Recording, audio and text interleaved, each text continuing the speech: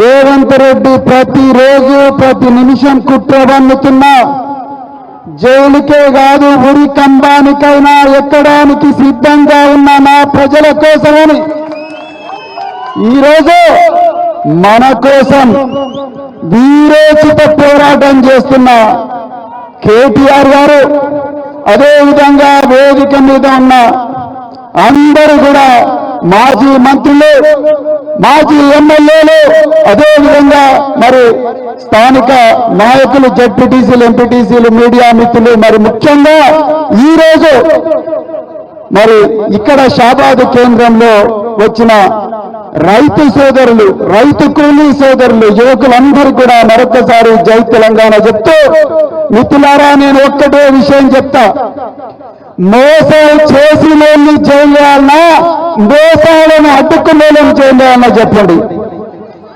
మళ్ళీ అడుగుతున్నా, మన ఇంటి గోడకు పొక్క ఎత్తి మన ఇళ్లలో అల్మారాలో బంగారం తీసుకుని పోయిన దొంగలను చేయాలన్నా లేకపోతే మన ఇంటిని కాపాడిన వ్యక్తులను చేయాలన్నా? ఎవరిని చేయాలి?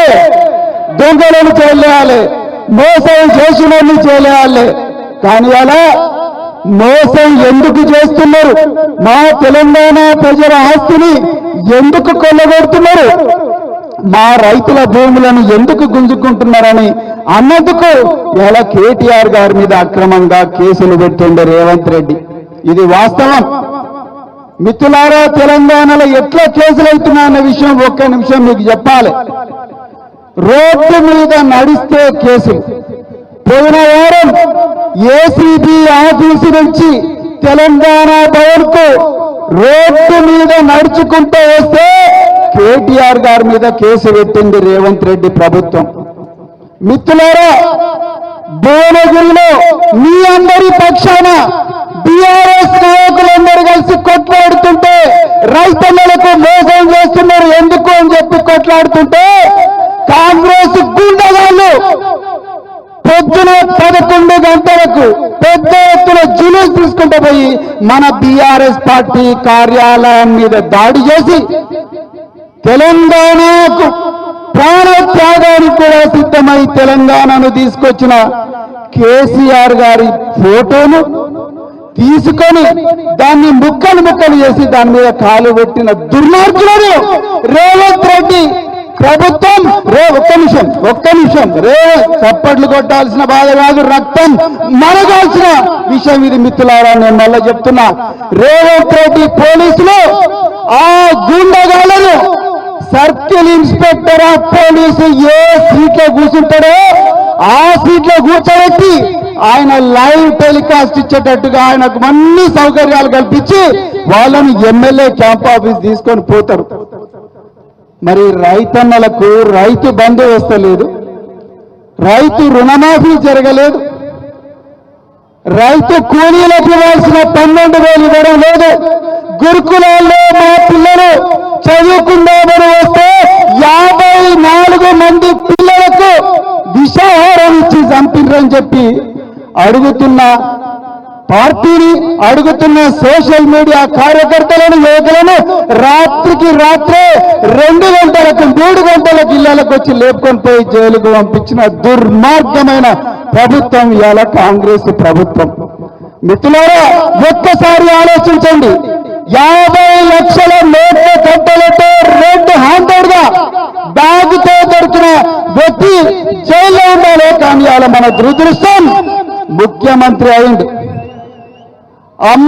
అదానీ దగ్గర నుంచి దొంగచాటుగా 100 కోట్ల రూపాయలు తీసుకొని 12,000 కోట్ల రూపాయల తెలంగాణ ఆస్తిని అదానికి కట్టుబడుతుంటే అక్కడ కేటీఆర్ గారు మా తెలంగాణ ప్రజల ఆస్తి మా రైతు కూలీలకు, చాకలి కమ్మరి కుమ్మరి, గౌడ, ముదిరాజు, మున్నూరు, కాపు, యాదవ, మాల, మాదిగ, లపాల, ఎరుకల, రెడ్డి అందరూ కూడా అన్ని కులాలకు చెందుతుంది. బిడ్డ నువ్వు తీసుకుపోయి గుజరాత్ అదానీ చేతిలో పెడుతున్నామని పోరాటం చేస్తే ఏసీబీ కేసు పెట్టి, ఈడీ కేసులు పెట్టి జైలుకు పంపించాలని చేస్తున్నారు.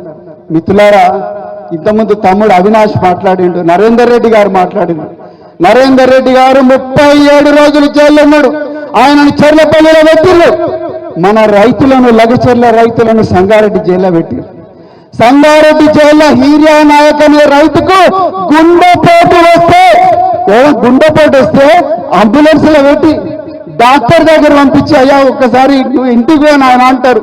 కానీ రేవంత్ రెడ్డి గుండెపోటు వచ్చిన హీరియా నాయకులు చేతులకు బేడీలు వేసి ఆసుపత్రికి తీసుకుపోయి అక్కడ కూడా మంచానికి బేడీలు వేసి రైతుకు బేడీలు వేసి మంచానికి బందీ చేసిన దుర్మార్గుడు రేవంత్ రెడ్డి.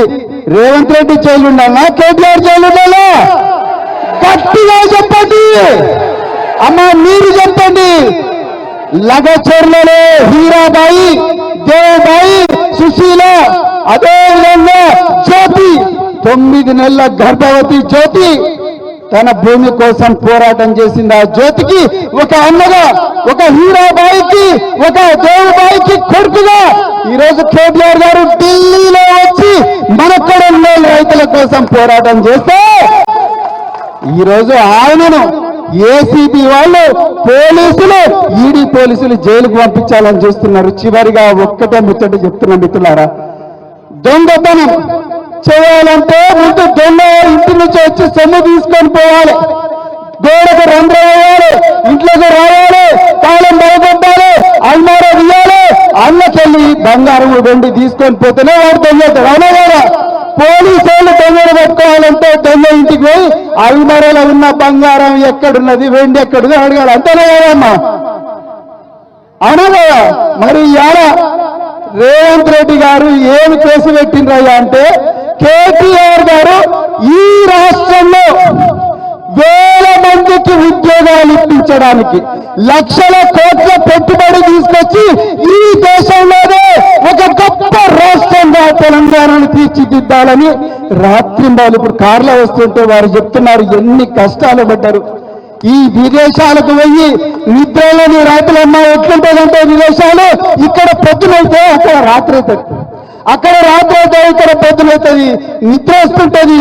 ఎన్నో చీత్కారాలు, ఎన్నో అవమానాలు, ఎన్నో ఈసడింపులవన్నీ కూడా తట్టుకొని ఒక్కడు ప్రపంచంలో 7 దేశాలకు మాత్రమే పరిమితమైన ఫార్ములా ఈని మన దగ్గరికి తీసుకొచ్చి మన దగ్గర వేల కోట్ల రూపాయల సంపద తీసుకొచ్చి ఎన్ని రోజులని కూలి పని చేస్తాం? మన అవ్వలు కూలి పని చేసిండ్రు, మన అమ్మమ్మలు కూలి పని చేసిండ్రు, అదే కూరగాయలు కట్టుకొని కూలినాలు చేసుకుంటే బతికినాం, అదే రేషన్ కార్డు బియ్యంతోనే బతుకుతున్నాం. ఇంకెన్ని రోజులు బతకాలి?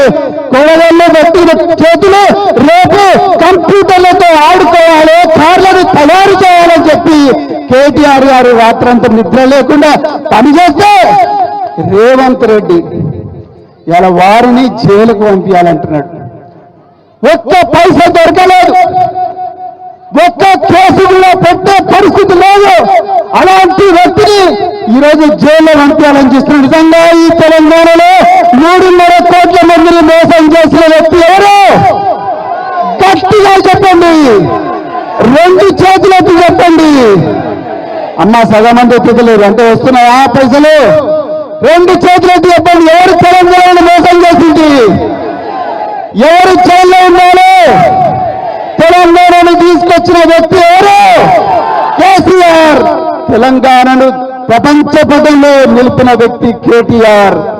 అలాంటి వ్యక్తులను ముఖ్యమంత్రి పీఠం మీద చూడాల్సిన అవసరం అర్జెంట్ గా ఉన్నదని చెప్తూ మరి ఈ రోజు నుంచి మన ఇళ్లకి మనకు జరిగిన మోసం, మన నాయకుల మీద జరుగుతున్న కుట్రలు, చెయ్యని నేరానికి మన కోసం ప్రాణ త్యాగానికి సిద్ధమైన కుటుంబాన్ని జైళ్లకు పంపిస్తున్న విషయాన్ని రచ్చ బండల మీద కానీ, పొలాలలో కానీ, నాట్లేసేటప్పుడు కానీ, కళ్ళాల దగ్గర కానీ, మార్కెట్ల దగ్గర కానీ, ఆటో స్టాండ్ల దగ్గర కానీ, ప్రతి చోట కూడా పెళ్లిళ్ళ దగ్గర కానీ, చావుల దగ్గర కానీ, ప్రతి చోట కూడా మన తెలంగాణకు జరుగుతున్న అన్యాయాన్ని, మన నాయకుల మీద జరుగుతున్న కుట్రల గురించి మాట్లాడాలని చెప్తూ మరొకసారి మీ అందరికీ కూడా జై తెలంగాణ.